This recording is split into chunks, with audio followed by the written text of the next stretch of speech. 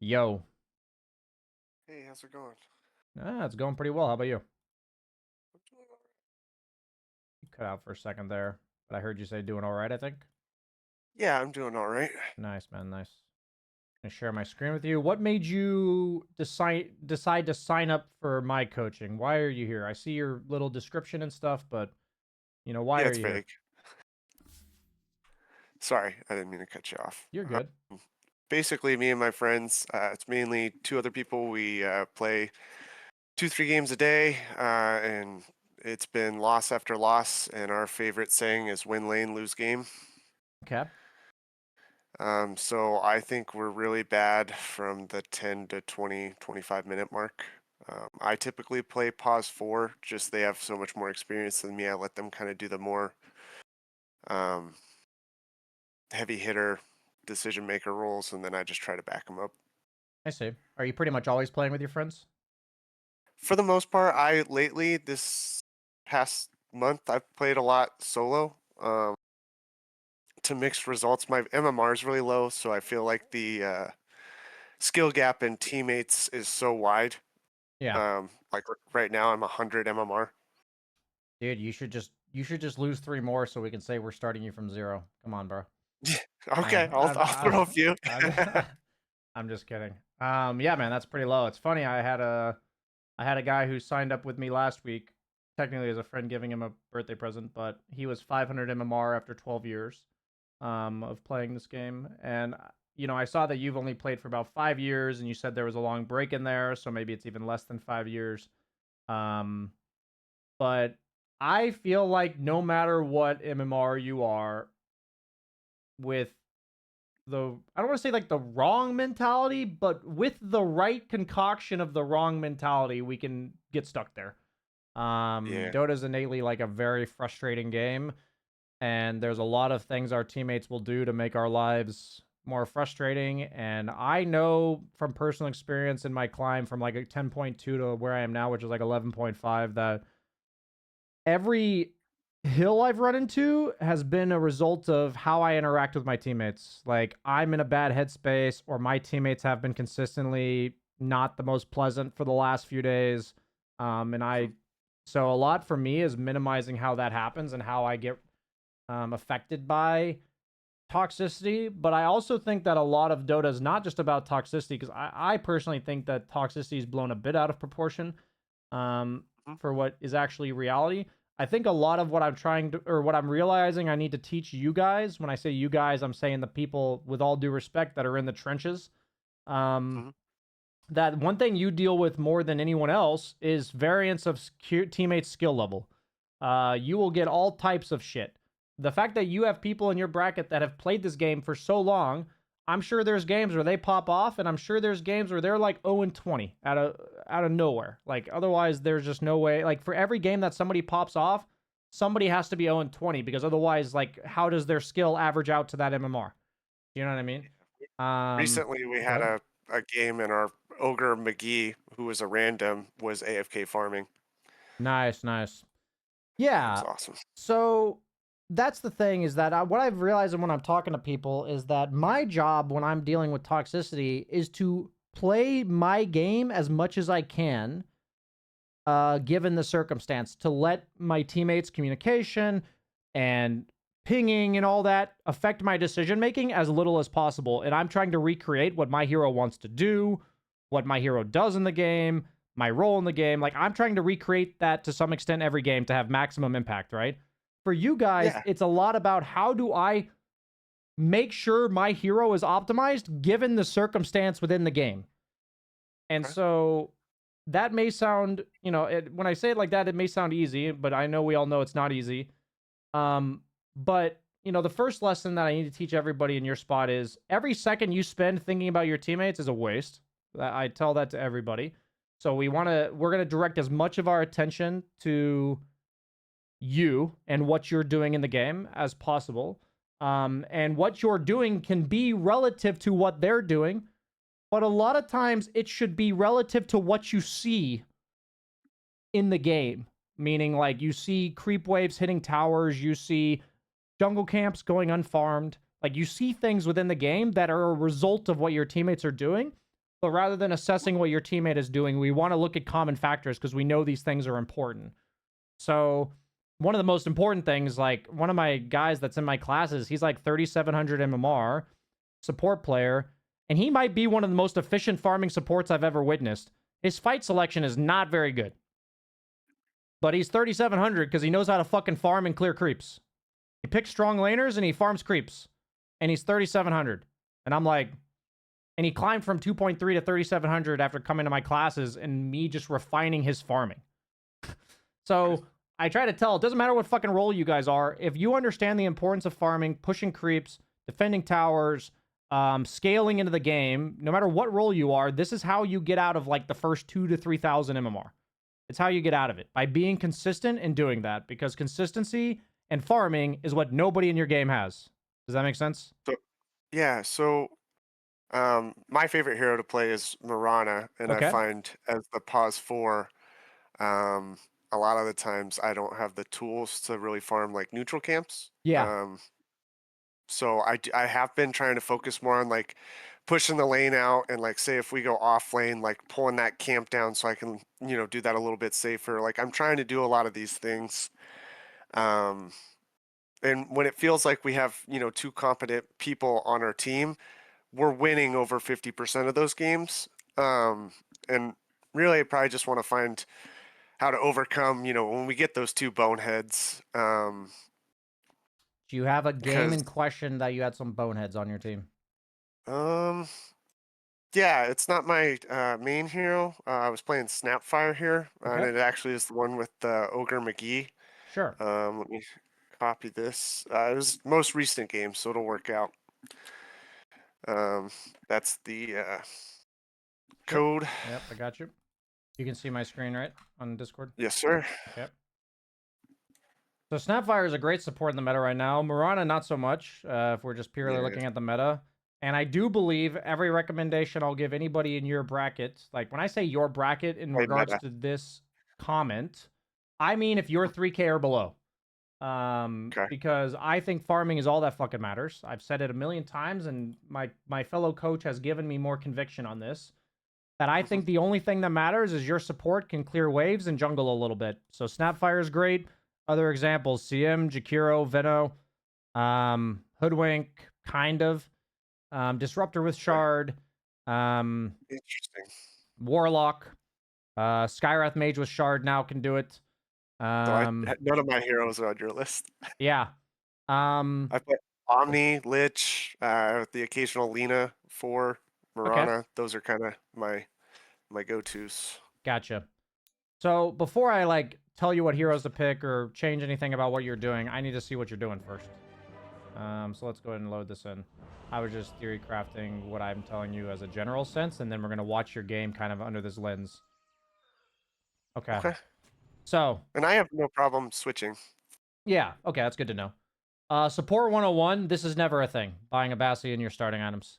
What we want our starting items to have is stats and a stick, pretty much. We want to have like a Fairy Fire, a Blood Grenade, some Tangos, a stick, and the only exception is maybe on certain universal supports, maybe you go a bunch of stats. Like I've seen like double circle it sometimes, but I don't think that's like I don't think I would ever recommend you do that. The reason why is because there's just a lot of right clicking in the lane. There's just a lot. And if you have an extra 5 damage because you have these stat items and a stick, and they don't have that 5 damage and a stick, like say the other guy has this, you're just gonna shit on him. Like that's what's gonna happen. Go ahead. Sorry. The main reason for the Bassi is mainly so I can spam my E and my Q, which I felt like was a higher damage output than the right clicking. 90% of laning is right clicking each other. That's just how it is. Like people cast spells for sure, but 90% of laning is right clicking people. And so we're right clicking creeps to deny them. We're right clicking people to harass them. We're right clicking the 5 to trade with them. We're pulling jungle camps and right clicking those. There's a lot of right clicking that goes on. And even if you underestimate it, so maybe when I watch you play, you just never right click. Maybe that might happen. And then we'll have to talk about that. But generally speaking, we want to get you on the right track of, I understand spell spamming. But Let's see what happens here. I think stick is almost as good, if not as good, in that realm. It's almost as good, I would say. For spells for mana. Okay, so yeah. Got away, unfortunately. There, it looked like we were gonna get him. Yeah.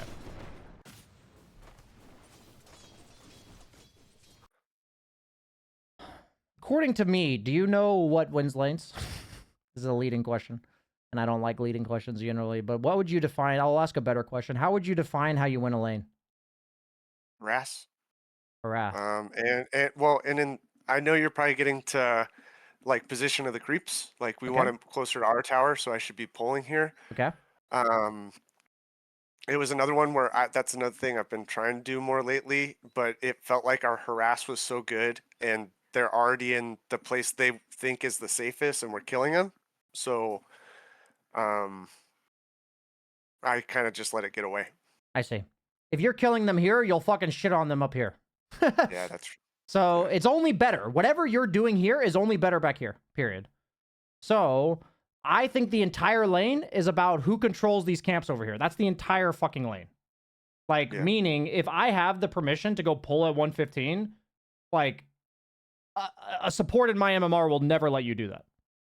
Like, they just won't. That's how you win lanes, by pulling that camp at 115. But people, like, that's the default way to win lanes. Is the enemy pulls the small camp at 115, you pull the large camp at 115. Whoever gets to do that is almost certainly going to win lanes. So, understanding that that's what we're going for, and then not getting distracted by anything you just said to me. Right. You know what I'm saying?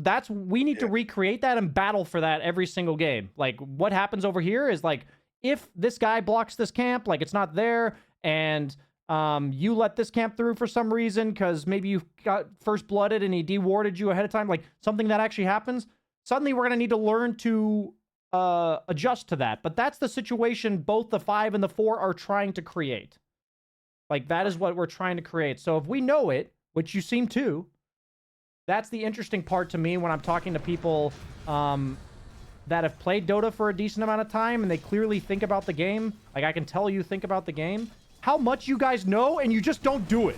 I find it so interesting. I find it so interesting. And so much of it is, okay, I know this. How can we translate that into it being done as close to 100% of the time as possible? That is what's going to keep you at this MMR. So right now, you're denying a bunch of creeps for this guy. I would want you to either push the wave really hard or deny the creeps back to here, which is fine. What you're doing is fine. The reason, though, I would probably like to push the wave here because of the Lotus. Like, the Lotus is an objective in the lane. Generally, before 3 minutes, I try to push the lane. However, what you're doing here, where you're denying creeps and they already have 2 range creeps, if you're allowed to do that, that's really good. Because when they have 2 range creeps, the lane's going to push anyways. Like, really fucking hard. So I think if this was 1 range creep on 1 range creep, I wouldn't like what you're doing. But since it's 2 range creeps and you guys are just going to put the lane all the way back here, I don't even mind if you, like, give up the Lotus because this carry Tusk or whatever is not hitting a single creep. So I'm happy with this. The whole idea is we want to expedite the process to put the lane right here, and we want to keep it here for the rest of eternity. And the only exception to that is to shove the lane in again in order to pull. Again. Yeah, so basically I'm using their tower to do what I'm doing, right? Yes. It's just faster. Yes, it is technically faster, yeah. If you have the control to harass them and push the lane, that is the most efficient thing to do. You know? Okay. If you don't have that, then that's a different story. But the whole idea is, you probably will have creative strategies that you and your friends, since you're playing with somebody you know, can concoct. But the whole idea is, the one method is to pull the lane back manually by defensive aggroing. The other way is to push it into their tower and pull. Both of these are options. But we want to get it done as soon as possible without the extraneous, like, extra bullshit where you're diving them under tower like this. Do you know what I mean? Yeah, no, I'm following. If we it's clean safer up to do the same thing. Yes, if we clean up the extraneous bullshit, what's going to happen is you'll climb to a bracket where other people are consistently doing that too, and then we can make Dota interesting. I hate to say it, guys, but to get out of, like, Herald and Crusader and Guardian and shit, you have to play really boring, reliable Dota. And it's actually pretty fun, in my opinion, to get good at this shit. I think it's fun. But, you know, it's not some fancy answer, right? It's like, let's just recreate the same scenario over and over again. And what's going to happen as we climb MMR is our team, or as our opponents are going to make it more difficult for us to recreate that. That's how it goes. Because people know what we want to do. Like in my bracket, everyone knows what you want to do, and they're going to try to stop you, you know? And then we get to analyze hero matchups and little advanced maneuvers. But in your bracket, nobody, like the guy didn't deward, he didn't block the hard camp. Just pull it. He's just letting my word sit there. He's just letting your observer sit in his camp. And he's like, I saw the same thing when I coached the guy last week. It's so funny to think that you guys both gave an answer similar about pull camps, and yet neither of you pulls. I think that's so fascinating. So you guys are trading hard. I'm looking at his perspective.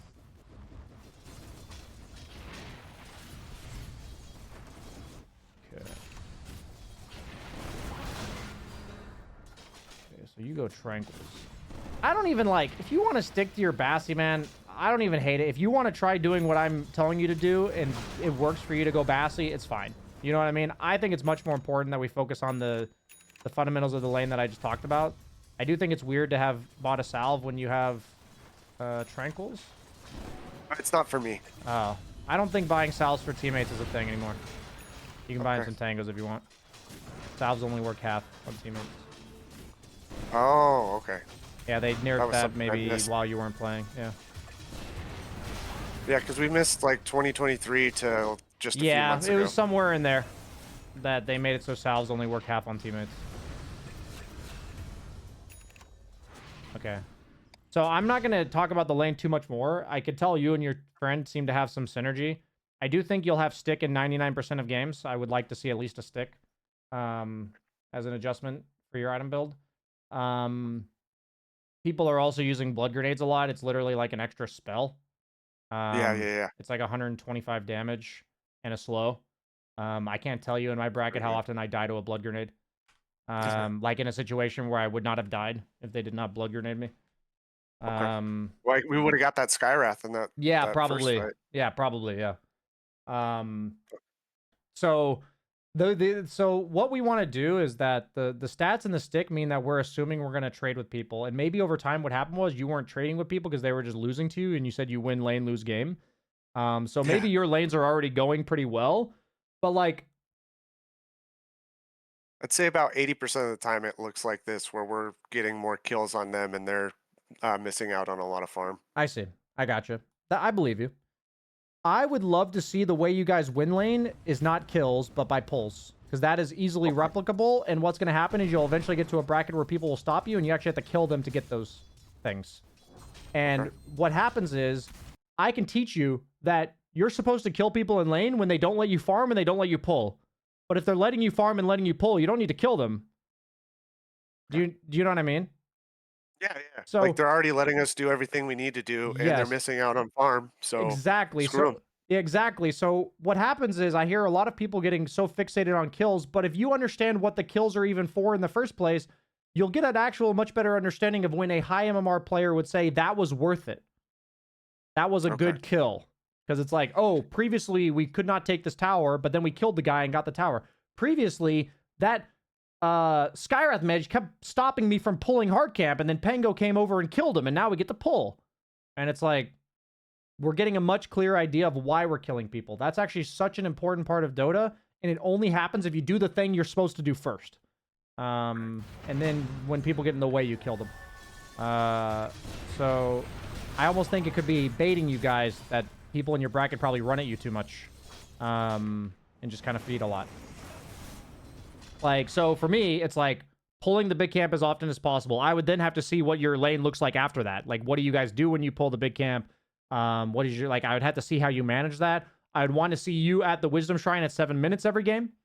I would want to see that. So I told my 500 MMR player something similar, where the lane, when it's here, we're either pulling it back or shoving it into tower and diving. Those are the two options when the lane's there.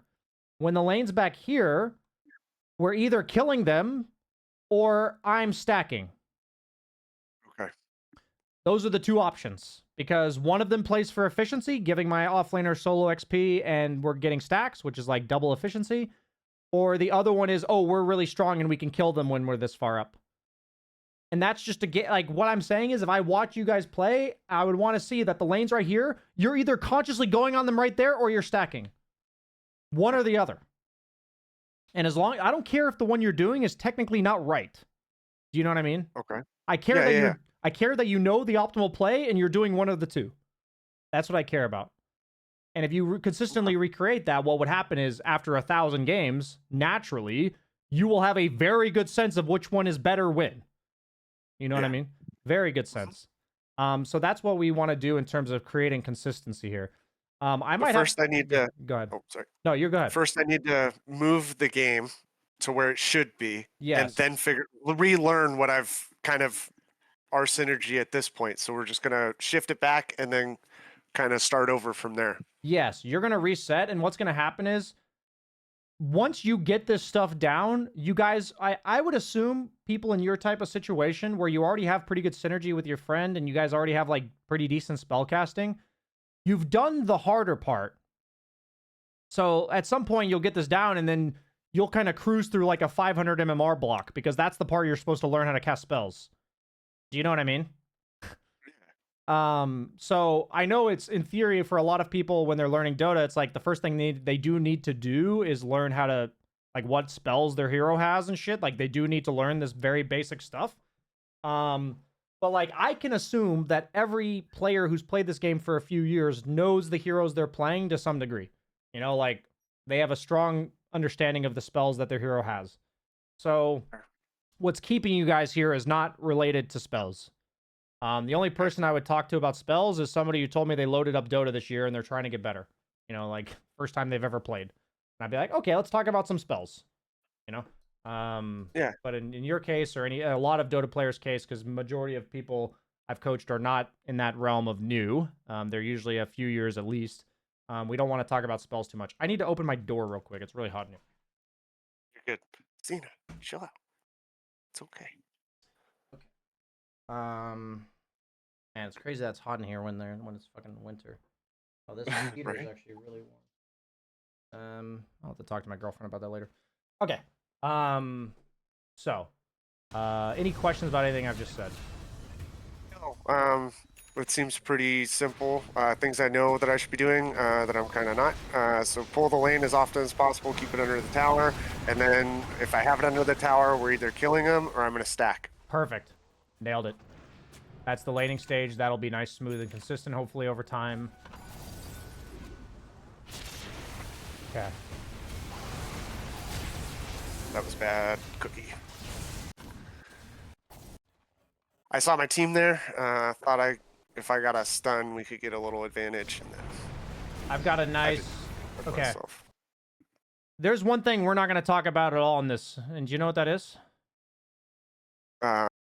Team fight selection. We're not going to talk about that at all. And I hope you understand why in a second. What I need in these games is that for the first 15 minutes of the game, no lane goes unfarmed. So right now, where do you need to go? To mid, okay. There's nobody there. And take that farm, okay. Yeah, get yourself level 6 without this guy. Let this guy get level 6. You'll have like a stick and stuff. You'll fly yourself a clarity and a smoke. You'll like, your Wind Ranger respawns. You smoke him back to bottom because you're level 6 and this guy's level 6. And you kill some bitches. But the whole point is that's fight selection. So I literally said the opposite of what I said I was going to do. What I told people is that lanes need to be farmed at all times. Period. The entire point of the game is we want one person farming each lane. Anything we do from that for the first 15 minutes is extra. Bounty runes, power runes, stacking camps. And the reason why we do those things is because we're like, okay, Pango can farm the lane where it is by himself. Great. I'm going to get to do these other things now. So, but the first check mark that needs to be checked is one person is farming each lane. I watched the guy that was 500 MMR. I watched his game from minute 8 to minute 15. There were 7 waves between minute 8 and minute 15 that went unfarmed mid. 7. Okay? I guarantee you it's at least 3 in almost all of your games. I need that to be 0. That as a support is one of the #1 jobs of a low MMR support. No offense to the low MMR thing. That mid Offended me, I lane, know. that mid lane gets farmed. So you're going to need different items. You're going to need raindrops. You're going to need this. Don't buy Tranquils on Snapfire. This hero buys mana boots. Because she needs a lot of fucking mana to farm. And you're going to farm. You know, I'm going to get you to farm. Like, I know we can't do all of it in one session, but we're going to get you to fucking farm. Okay? So the #1 responsibility for you first is getting the lane to here, as we discussed. This is in regards to farming that I'm talking to you about now. #1, get lane here. #2, win lanes here, and I don't feel like I need to be here, or I'm not like super impactful here, meaning like they're playing really defensively, or like Pango or my hero combo doesn't kill people. Whatever the reason is, once the lane is here, if I don't feel super impactful, I can just go stack. That's the second thing that supports do for farming. The third thing is past like 5-6 minute mark. That's when heroes sometimes start rotating. You never fucking know what you're going to get in your games. Your carry might go rotating. Your mid might go rotating. Your mid might literally sit mid farming for the 20 minutes. You don't know what you're going to get. But not a single wave goes unfarmed, especially in the mid lane. Are you with me? Well, I think we can do that because our third friend is our mid, and that's the other guy we play with, so we can communicate that pretty easy. Great. Fantastic. I would love to see, if you guys watched any of your replays prior to this, between the 3 lanes, how many lanes went unfarmed by the 15-minute mark? I'd be curious what the answer is. Probably pretty high. I would be curious. There's no like hard deadlines in Dota. Like when I say 15 minutes, it's like arbitrary. You know what I mean? Because you would Plus or minus. You would like to keep that as long as possible. But the thing is, the reason why you end up not doing it anymore is because at some point all the offlaners have blink daggers and shit, and they kill people if you show in 3 lanes at once. Like, yeah. But the beauty of supports like Snapfire, and part of why she's so broken right now, is that you can theoretically farm all 3 lanes, because when you clear a wave, you can cookie your range and stick out a shot the lane from like 1,000 range. And it's like, you don't even have to show for like more than a second. But what you do need for that is a lot of fucking mana. You know, it's 100 mana and 100 mana. You need 200 mana to clear a wave. Once you get shard, you only need 100 mana. And that's why everybody on Snapfire rushes shard by 15 minutes.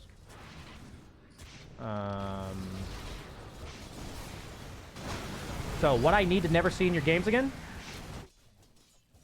You need to never see me buy Tranquils or...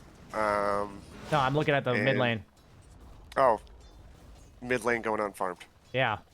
So what you can do if you have your ultimate is you can push mid and then go with your ultimate. It's a little bit oversimplifying right now. Dota's not this simple, but in honesty, in all reality, you'll win more games doing this than any other thing you'll do. I promise. Well, I mean, I'm going to get more items, be more stronger for those fights that we're taking. Yes, exactly. And so you would be looking at the map right now and be thinking, are any of the lanes missing farm right now? And you'd be like, oh, they're pushing in this lane right here. There's 2 guys pushing right here. So I'm going to farm this camp because it's going to be about 15 seconds before this pushes forward. So I'm going to farm this camp, and then I'm going to go get this wave. That's how your brain needs to think. Okay. You see what I mean?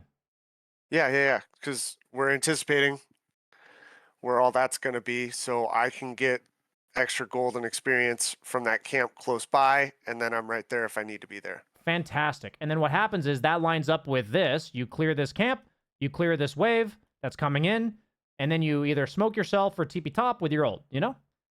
Yeah. But what happens, I see a lot, is supports walking to fights a lot in your games. I see it a lot. And we need to never do that. We just need to not do that. So right now, I just implore everyone watching, just watch these mid lane and bottom lane. Just watch this. Just watch it. Yep. Don't engage in this shit. Don't engage.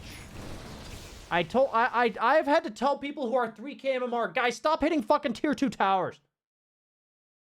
Oh my god. Sorry, I'm getting triggered. I'm getting triggered. All right. I'm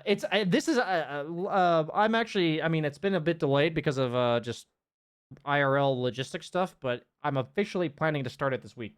My friend, my Airfon, the other coach, and I, he's helping me write effectively a script slash series for, okay, guys, here's the fundamentals of Dota that you need to fucking know.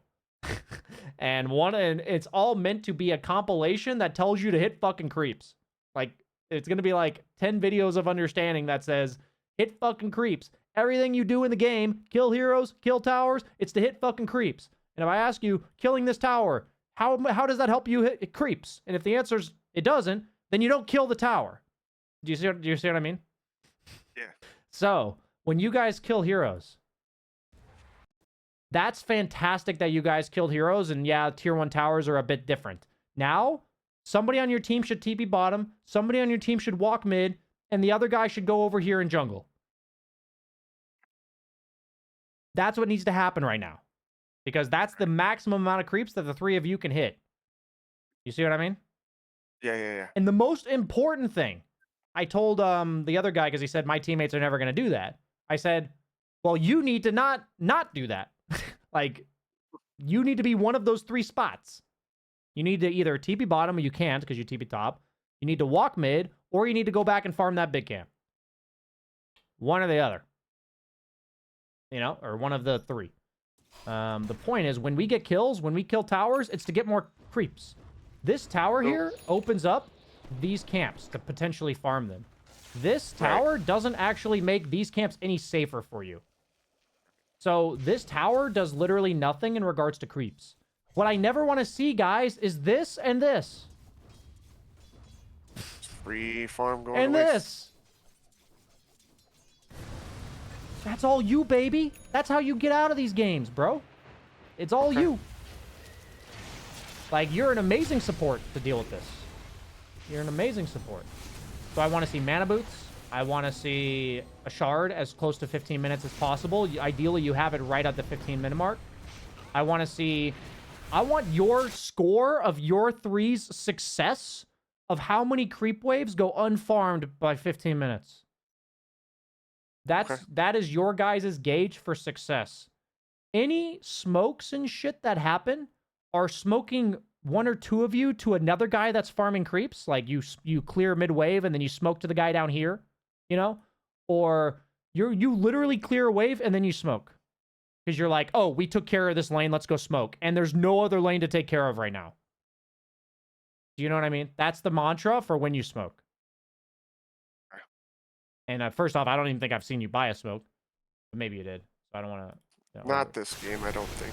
Yeah, so you have a Pango. I think it's really good that, like, you have damage, he has stuns.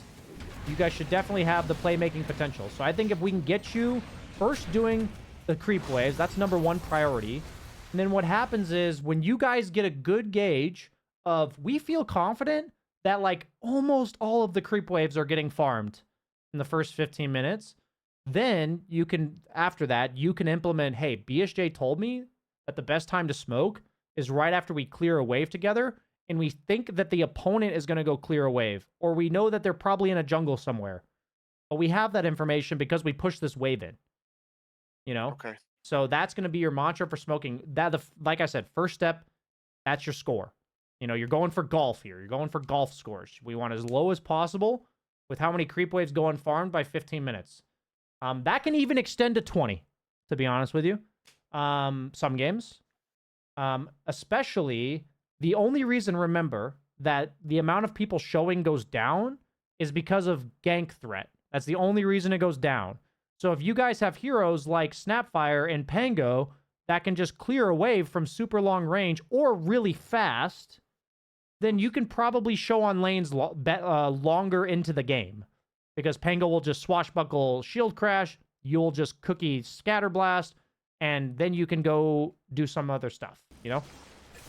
Yeah, so my only question so far on the things we've kind of talked about, when do I decide that I'm going to farm a camp versus stack it? Is it after, you know, so many minutes? Do I just switch? Are you talking about stacking for yourself? Or are you talking about stacking for other people? Not for me. Because you were saying, like, you know, when we have it under tower, I'm either stacking a camp. So now that we're kind of past, like, we've taken that bottom tower, is that when I switch to, okay, I'm going mid because nobody's there. I mean, or bottom, nobody's there. And then I take a camp on my way to mid, or am I stacking it on my way to mid after that? So lanes are number one priority, like I said earlier. So learning to stack, learning to pick up bounty runes, learning to do literally anything else in the fucking game, let's just break it down like that, including stacking, is because lanes are now taken care of. Okay. So what that means is you're like, okay, looks like our mid's farming mid, our 5 is farming top, our off lane is farming off lane. I have time to go stack a camp. I have time to go check a rune. I have time to go ward somewhere. I have whatever. So when you're stacking, the reason why it's more likely to happen in lane when you pull the lane back to here is because nobody's really moving yet, you know? So that's generally going to be a really good time where you're like, I'm not needed in lane right here because the lane's all the way back here at 3 minutes into the game. I'm going to go stack right now. But when we're talking like 10, 11, 12, 15, all that kind of stuff, I'd say the later in the game you go, the less likely it is you're going to stack. But the number one event trigger for stacking is I literally have nothing else to do in the game. Okay. And the most important thing that is the something else is lanes.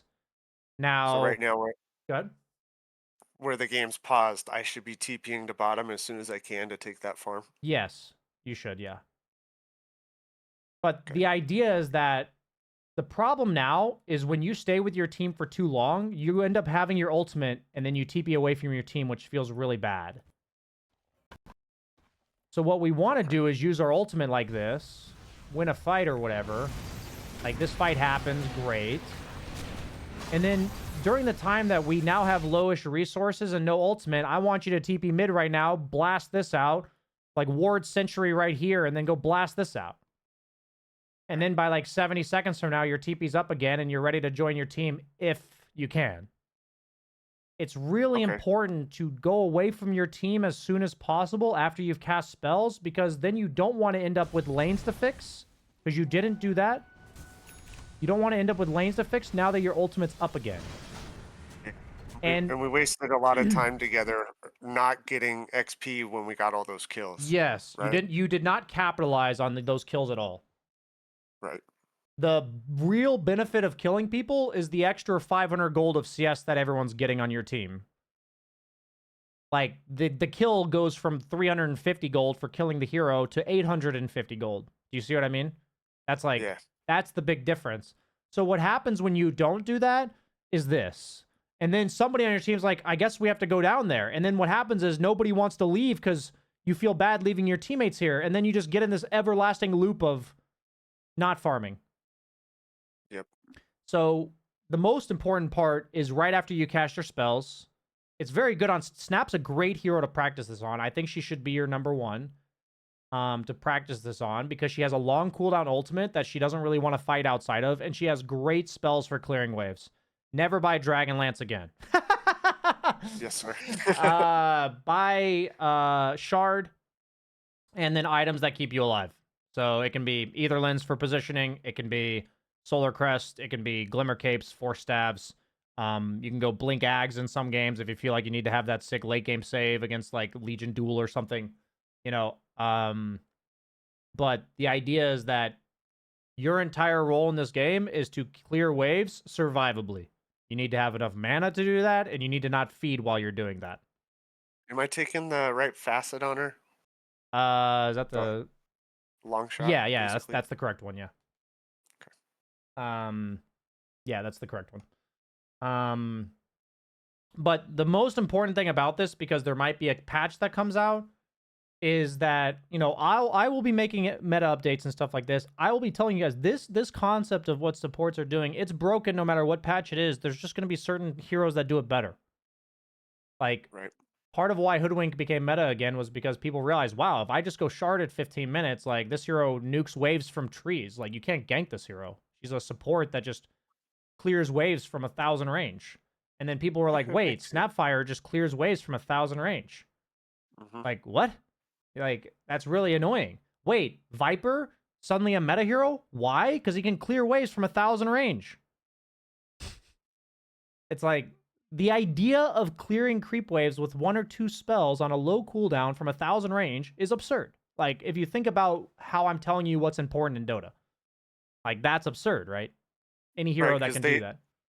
they can't gank you as easily. Yeah. You're getting all that CS, Yep. and then you're moving on to whatever the next important task Yeah, is. which is to potentially farm more with camps. It's Yeah, potentially to gank them. It's potentially to get runes. It's bounty runes. There's so much to do in the game. So right. last thing we want to do is make ourselves vulnerable and at risk on lanes for a long time. So the best way to do that is to just pick a hero that never shows and clears the wave instantly. And so then we get a bunch of items. Then we buy those items that keep us alive longer. The enemy has no information. You spend that time connecting to your team because you've cleared all the waves, and like the opponent's still busy clearing these waves because they're slower than you. You kill them on the waves, or they're just not farming the waves. So you have an extra, 200 gold from that lane every minute. Like whatever is actually happening, that's how you win the game. That's the consistent way that Dota provides you with to win the game. Like, it doesn't matter what the other 9 heroes in the games do. There will always be the creeps walking down the lanes at every 30 seconds. The jungle camps will spawn every minute. The runes spawn every 2. The wisdom shrine every 7. The game gives you tools to win. And we just need to do that better than the opponent. We don't need to worry about all the noise, all the bullshit, all the things our teammates are saying, doing, not doing. That's like, I'm noticing a lot of my coaching signups recently, even the people who are like 2 to 3K, I think there's been a serious, like, for whatever reason, like, I think there's various reasons. I have hypotheses. Whether it's because there's people like yourself that are coming back to the game and playing with friends. I think friends makes this more difficult because people tend to have a negative view of farming. Like, I'm being AFK, I'm not helping the team, I'm being selfish. They tend to have a negative view of farming. So with friends, you want to buddy up with them more often. Like, that's a reason. I think people in general flame people who farm too much, when in reality, the people who are farming too much are probably farming the right amount most of the time. So then there's like this toxicity. There's this, like, I think there's like 4 or 5 different dynamics that are leading to all of the people I'm in my community. Maybe they resonate with me because I have these problems too. I don't know. And they're just not farming. Yeah. I've noticed it across everybody. Am I Go ahead. sorry? No, you're Am I fine. wrong? Most of the time, I try to talk with like our rando teammates here and there, whether it's verbally or text chat. But if they, for whatever reason, just ignore us or they're like annoying on the ping, like at 10 minutes, I just mute the people that are giving me useless information. For me, my goal is that I am confident, and this is hard to do, by the way, and I'm still not consistently doing it. My goal is that I am confident in what I'm doing, why I'm doing it, and I will communicate what I'm doing and occasionally why I'm doing it. Like, occasionally.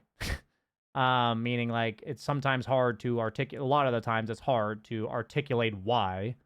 Like, I'm not going to explain to my teammates why I'm clearing each creep wave. You know what I mean? But so, like, Yeah. but it's really important that you don't just TP away from your team bottom and not say anything. Right. Right? So that's what I mean by, like, the Okay. things I'm doing, like TPing away from my team. There's things in the game that we do need to tell our teammates. Otherwise, there's kind of like that lack of trust. Like, if somebody does, like, I had a PL go Battle Fury, and I unironically after the game think he was trying out a build, realized it was trash, and found himself having to build 4 items before he had any impact. And in the game itself, my mid got so pissed at him for not fighting because the guy never said anything. He got so pissed at him for not fighting that he eventually just moved command followed him in a game that we were a 70% chance to win. Okay? And we ended up losing, of course. And my point is that I blame the puck for move command following him, but I also know that if that PL had ever said anything, I would have felt better. I don't know if this guy's AFK intentionally or not. I really have no idea. You know what I mean? Yeah. I actually have no idea. And the majority of Dota players will assume the worst. I mean, majority of people in general will assume the worst from what they're seeing. Our brain will look for an explanation, and we will assume the worst. So we see a guy going Battle Fury, Manta Ags, and he hasn't shown up to a single fight. The 99% of Dota players will assume he's griefing. But if the guy says, I wanted to try Battle, like 20 minutes in, I wanted to try Battle Fury, I don't know how to participate in fights, I need these 3 items, and then we can go. Like, if he says that, It changes our mindset and how we play. it makes it way less likely that somebody's going to break their items. And at least you understand why he's doing what he's doing, you know? For me, I've realized so much of this is that if you're going to go against people's expectations, it needs to be communicated because you understand what their expectations are. And if they get upset with you for going against their expectations when you clearly communicated it, that's a them problem. Like think about real life, right? You communicate you communicate something and somebody gets mad at you for doing what you said you're going to do. It's like, how would you handle that in real life? You know what I mean? It's like, well, you wouldn't be okay with it. You wouldn't just take that shit. Right? Right. So when you're asked about muting your teammates, I said that this is for me too. My goal is to be confident in what I'm doing, why I'm doing it, communicate what I'm doing, and occasionally communicate why I'm doing it. And if somebody on my team, real quick, if somebody on my team is being incredibly disruptive and it's making me have a tough time doing that, then I mute them. Yeah, and that's kind of what I was getting at. Is like I've recently had some games and it's just like incessant ping on top of me, and I'm like, well, now we're both doing nothing because we're both. That feels So those terrible. are the people typically. Like I didn't mute this ogre or the Veno, even though we were upset because this is a roll queue and he went Veno one, which I don't know if that's. I think you mean Viper, but same thing, I think. Viper, yeah, sorry. Yeah, they're fine. At least in our experience, we think he's more the offlane guy. I mean, just to be honest, like anybody who plays a decent amount of Dota looks at this build and says he's got the wrong facet. What the fuck is this? What the fuck is this? Why does he take this facet and then max this? Like this is literally a facet for this spell. Like you just look at this guy and you're like, dude, I'm in this guy's bracket. Can I just go clear some waves? Yeah. You know, I hate to say it. Like, I know for the majority of us, it feels really bad to think this guy's in our games. Like, there's some times where I play with people in my games and I'm like, even at 11K sometimes, I'm like, it feels really bad that this guy's in my game. And, you know, that's an ego problem for me. But I know what you're saying. There's a lot of chaos in these games. People are going to pick weird shit. They're going to pick shit that's not supposed to be in the position. They're going to play item builds that make no fucking sense. But what happens is the common factor between all of this, whether it's their communication, their item builds, the heroes they're picking, it's a lack of consistency. I promise each and every one of you that is the number one trait, that it gets worse the lower MMR you go. It's still the same for like 2K, 3K players. But at somewhere around like 3K, 4K, there are players who are consistent and really good at what they do, but they're really one-trick ponies. Like, they don't look at the game holistically. They just do like one aspect of the game like insanely well. And they can get to like 3K, 4K. And then they hit a fucking wall. So I've seen it in many different shapes and forms. People who are like insanely good at farming, people who are insanely good at spellcasting, people who are insanely good at whatever, and they just can't do anything else. And they get to like 3K or 4K. So there are a lot of reasons that people get stuck. But one thing that is true for everybody below 4K-ish is that they are inconsistent. So for you guys, just what we want to do is like, so Snapfire, you're coming back. We're going to give you a quick meta update, okay? We want to have 1 point in this and then max out these 2 skills. At level 10, what's broken on your hero is that you get a shard around the time you're level 10 and you take the 35 Mortimer Kisses DPS. Your shard one-shots creeps. Like you cookie your range and it one-shots the wave. Okay? So, and then your entire build is around cookie at that point. So you take the left talent at 10, the left talent at 15, the left talent at level 20, and then the left talent at level 25. And you are a fucking machine with cookies on waves. You can use your cookie to save your teammates as well. And then you are, you know, you're fucking insane damage with this thing. Yeah, that makes sense. Why late game I had some trouble because I literally went the entire right tree and built it around Shredder. Yeah, for sure. This used to be how Snap was played, but as a core. But this used to be how she was played. In a niche, like say I'm playing against a PL, because that guy, we call him Cancer Lancer. Is it okay in that regard to try to burn through his illusions? Let me look it up here. I didn't even know this at the time. Let me look at the game. I played against the coach who joined my community. He was playing Snap against PL. I was PL, he was Snap. Let me find the game.